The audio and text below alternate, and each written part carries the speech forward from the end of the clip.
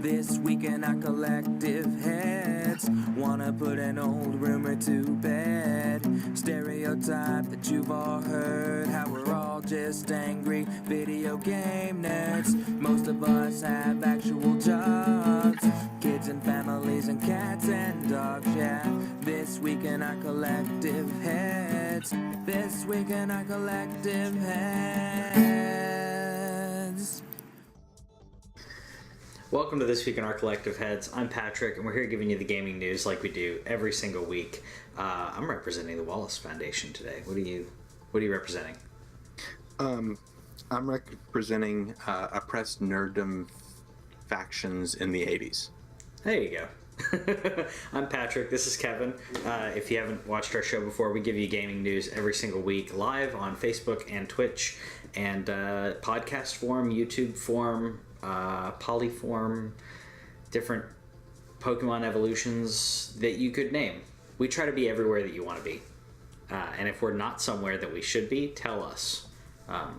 Because we want to be there too. Exactly. Yeah. We'll start out this week like we do every single week with backwards compatible games. And I cannot tell you how happy I am with these two. We have Saints Row 2, which is my favorite Saints Row.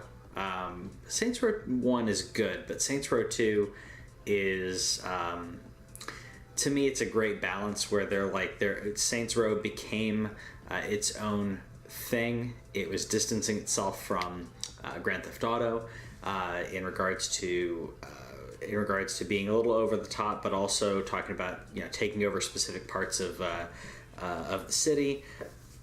And introducing Gat, if I'm not mistaken. I always forget if Gat was in the first one, but it's awesome.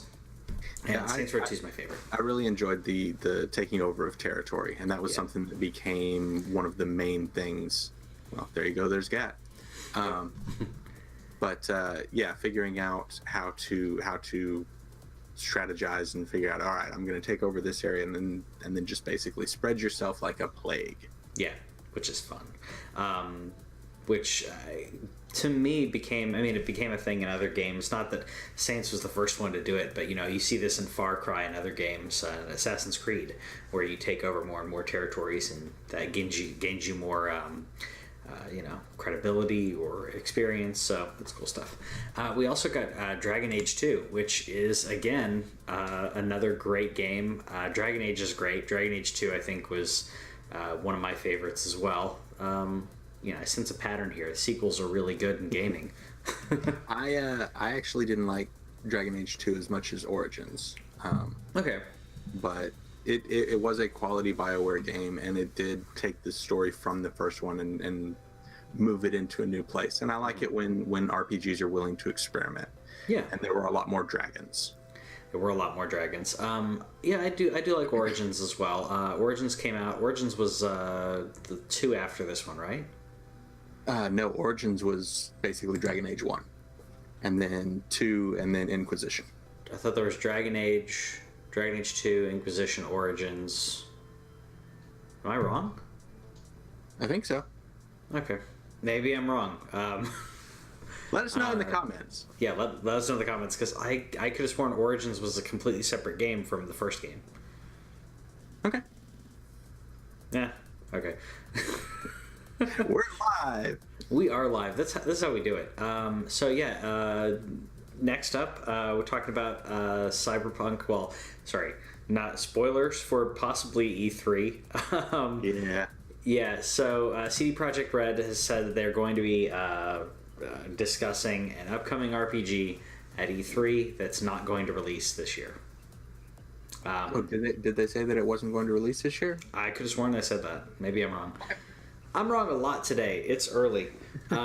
So they didn't say what game they were referring to, but since Cyberpunk 2077 was announced 5 years ago, yeah, a lot of people are leaning towards it being this, because if it's another game, then where the heck is this?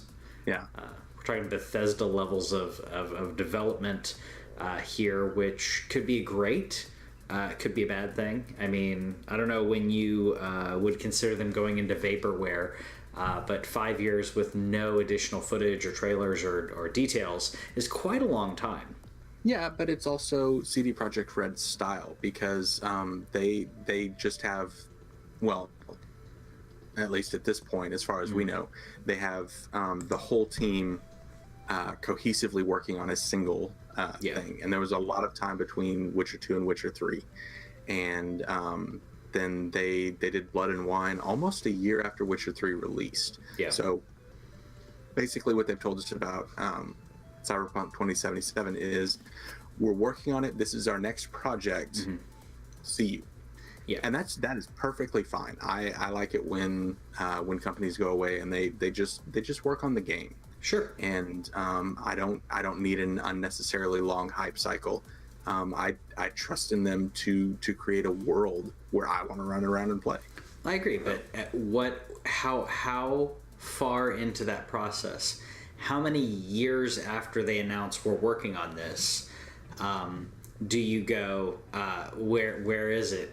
Do you have anything else for me? Because Duke Nukem hit Vaporware, they basically said, hey, we're working on this, and then didn't say anything for 7 years, and then, then they were like, oh yeah, we've had like 5 different versions of that game, and we're not even working on it anymore. So at what point do you consider it Vaporware? Because they can say they're still working on it, but that's what they did with Duke Nukem, that's what they did with The Last Guardian. Yeah. So when do you consider it Vaporware?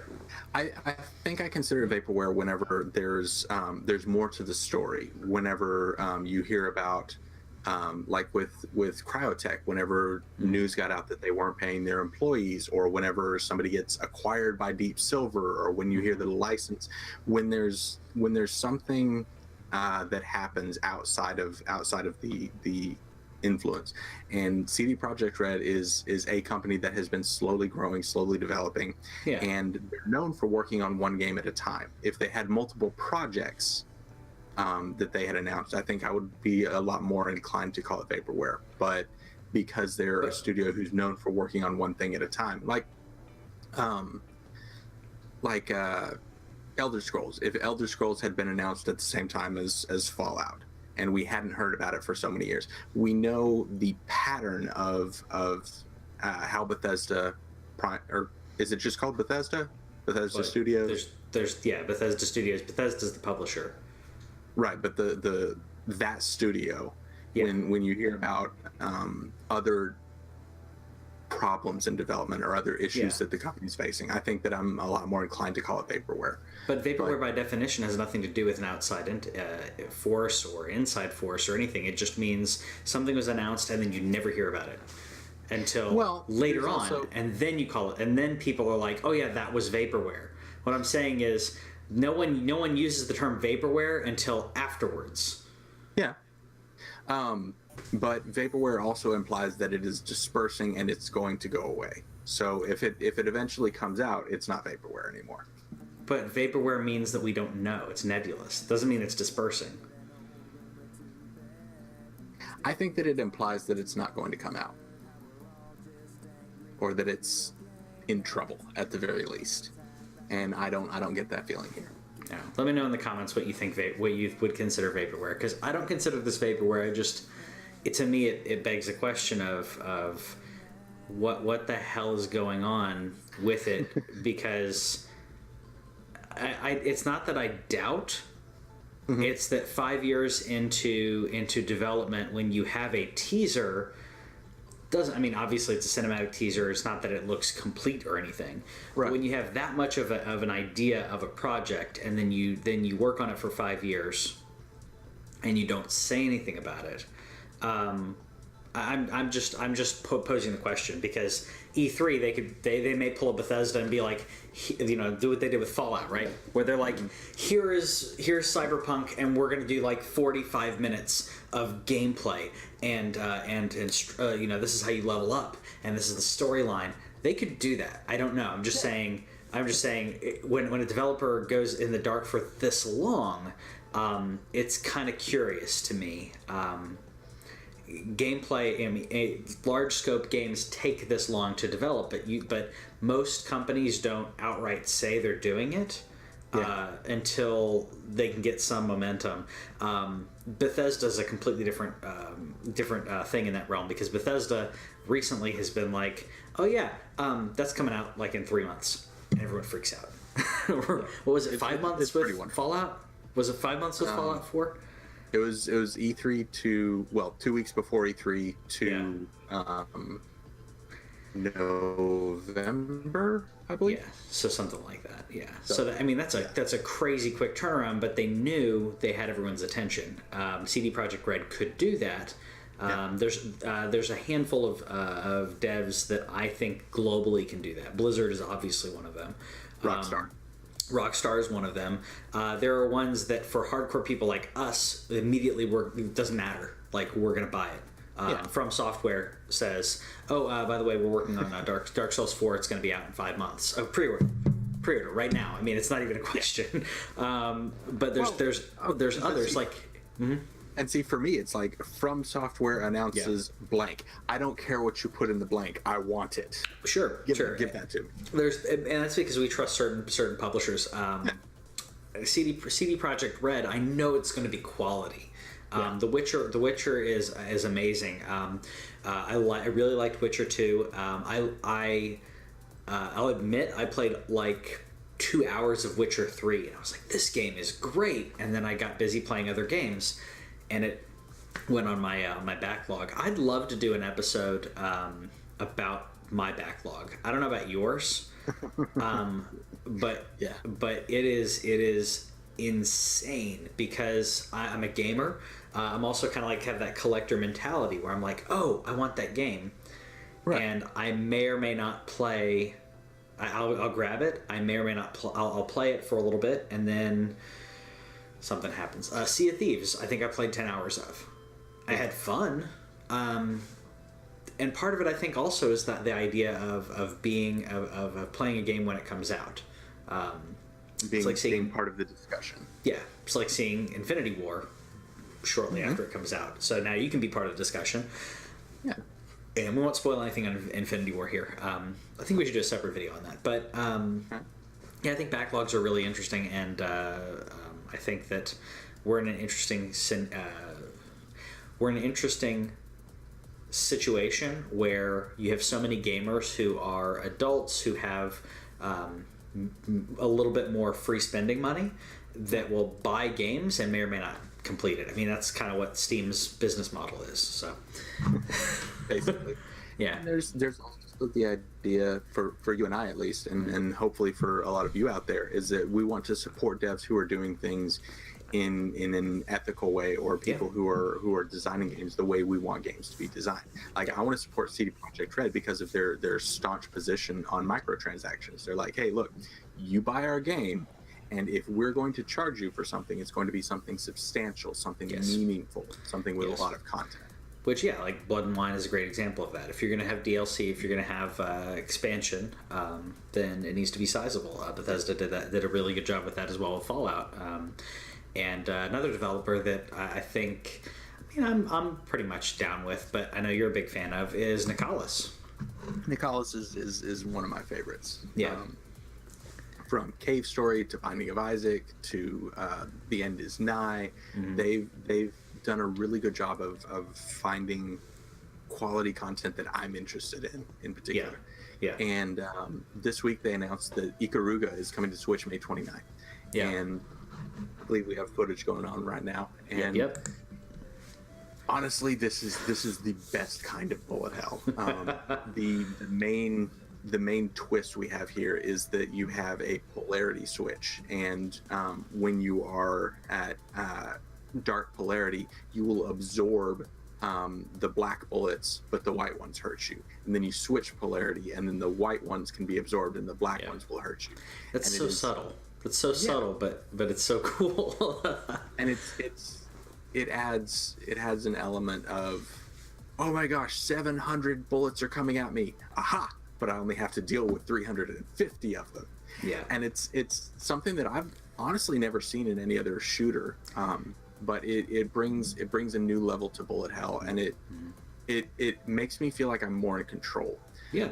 One of the things that I'm hoping they do, they haven't announced this yet, but with the 3DS, I know there was a Ninja Gaiden game, and there was like one visual novel game, but you would actually turn it on its side and play with it that way. And I'm hoping that they'll do that for Ikaruga, because honestly, that is the way to play shooters is with the vertical screen and giving that extra real estate to that particular aspect of it, pun intended. But yeah, I'll be buying this. It's only going to be $15, and it's coming out May 29th, and I am stoked. Yeah. I will be playing the heck out of this. You're talking about the verticals the way you prefer it. You said because you have extra on the sides, because we're talking about a 16:9 aspect. So if you're playing vertical, you have less on the vertices, but you have more on the horizontal. Well, it's vertical. No, if it's portrait instead of landscape. Oh, okay. Yes, I got you. Yeah. So because this is a vertical shooter, I want that extra space that way. Okay. Yeah, I agree, because I was going to say, because horizontal shooters, then you can have it over here. Right, for like R-Type or Gradius or games like that. Yeah, but which Ikaruga is the Galaga perspective, and so I want that to be vertical. Which is a bigger deal now than it was for like from the NES days or something like that, because the first thing that I think of when I think of Bullet Hell and I think of shmups like that is like Silver Surfer and other games on the NES. Yeah. But when you're in 4x3, the difference between doing vertical or horizontal, it's marginal. Yeah. But now that we're in a 16:9 world, that's a big deal. Now, if it'll allow you to do that on the Switch and play, that's fantastic. Yeah, because the Switch can lend itself to that. Yeah, another thing that I'm really looking forward to is Ikaruga is one of those shooters that has fantastic backgrounds, and obviously you need to pay more attention to the bullets. But honestly, it's fun to watch it. And just watch what's going on in the background, and you feel like you're part of a bigger conflict. And I really get a kick out of that. Yeah. Anytime I feel like I'm part of a bigger story, I always like that. And there's no bigger story than the story of Dark Souls. And I will argue with it because of the cyclical nature of it. I don't care. I will argue that Dark Souls may be one of the closest to a, I don't know. To me, it's even bigger than Universal. I mean, we're talking about the cyclical level of the nature of the universe and everything else. And Dark Souls is getting a stress test, and the network test is coming out May 11th. So you can download now, May 11th and 12th, I believe. Yes. You can download it now on PC. I didn't see it on my Switch, so correct me if I'm wrong. If it's available the Switch test, along with the game, got delayed until summer. But PC, Xbox, and PlayStation. Also, they're only allowing it to be downloaded up through the 9th or the 10th, so you won't actually be able to download it once the game actually starts, or the test actually starts. So download that now and get it prepped, because I feel like that they want to have they're looking to have the numbers that they're actually going to be using, and so I'm going to go ahead and check this out on PlayStation, even though I'm planning to buy it on Switch. Yeah. Because I just want to play Dark Souls. That's a really interesting change. I don't know of any other company that's done that, any other dev that's done that. Yeah, I haven't heard of this before.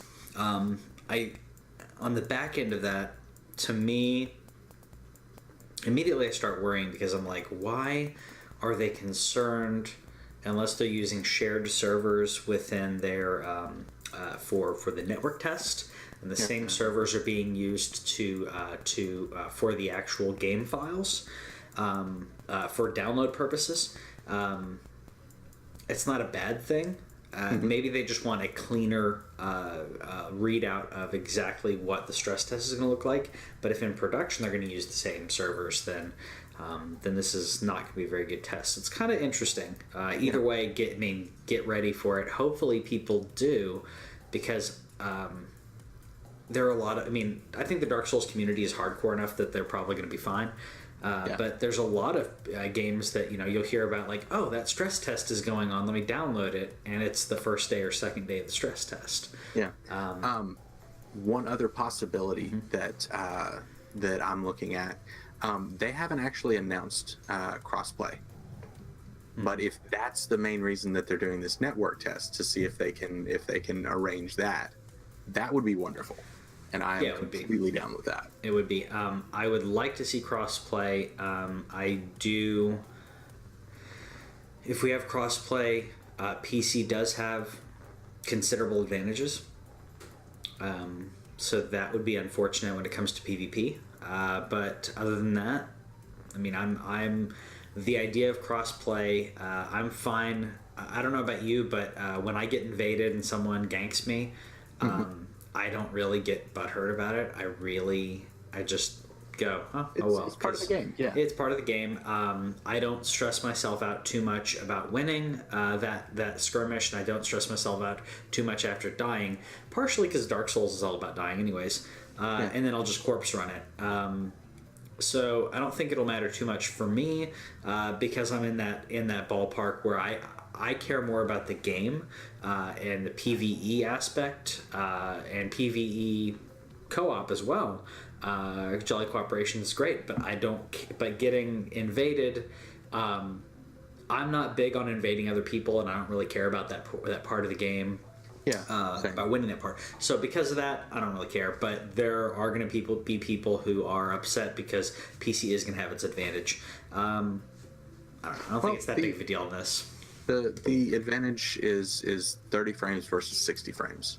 And I can see how that would be somewhat of an advantage, but I don't think it's going to be nearly as high as it would be in like a Twitch shooter or something, because a lot of PvP for me is about the anticipation of what the other person's going to do next. Yeah. And so attempting a parry or a backstab, like in the time when you feel like the other person's going to do it. And that's one of my favorite things about PvP is trying to figure out if I can decipher this person's play style before they kill me. Yeah. And so that I'm able to predict, and that's a lot of fun for me. I like kicking them off of ledges because I feel like that just irritates the heck out of them. Yeah. Because you'll have this overpowered person who gets just a little too close to a ledge, and you nudge them off, and you win. Yep.